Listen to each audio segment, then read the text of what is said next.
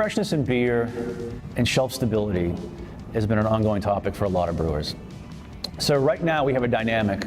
We have a certain amount of consumers going into the liquor store or anywhere they purchase beer, and they look at the bottom of the can and see the date code. And if it's not within a week or 2 weeks or sometime a couple days, the consumer's mad that it wasn't actually produced on that day. It's irrational.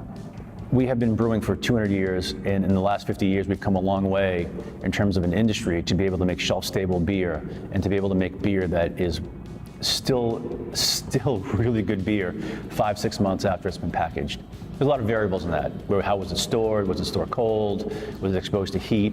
But take all that away, as an industry, we have done a really good job of making shelf-stable beer. Colloidal stability, which means that if it's hazy or not hazy, it's going to be that way for the amount of time it's in the can. Flavor stability, meaning that there's a low amount of oxygen, making sure the oxygen levels are really low.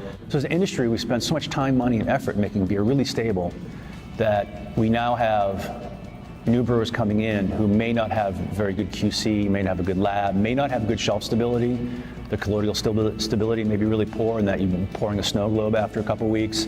The DO levels, the dissolved oxygen levels might be high, so that beer smells like wet cardboard after a month. And so consumers are now judging brewers based on the poorest quality beer in the market and then applying that to every brewer.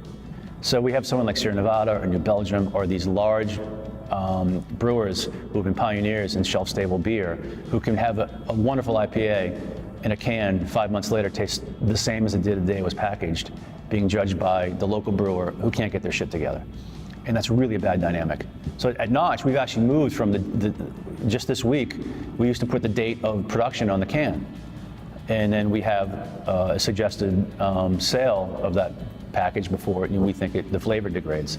We've gone to a pull by date or best by date because I don't want to expose the date to the consumer who thinks that the beer's going to explode in their hand 3 days after it's packaged. Right? It doesn't make any sense. So we've changed our date coding to apply to that. Right now in Salem, we produce draft only. When I started Notch, we started as a contract model. I was brewing beers at other facilities, and we still do that. We're going to start canning here in June, July, and we're still going to put a best by date on the bottom of the can because I refuse to have the consumer walk up and judge me in my technical ability to produce shelf-stable beer by some dynamic that's going on in the world. I don't want them to look at my can and say, this is 3 days old, this isn't good enough. Not happening, right? I mean, you have to trust the brewer. If you can't trust the brewer, then you should be questioning why you're even at that brewery.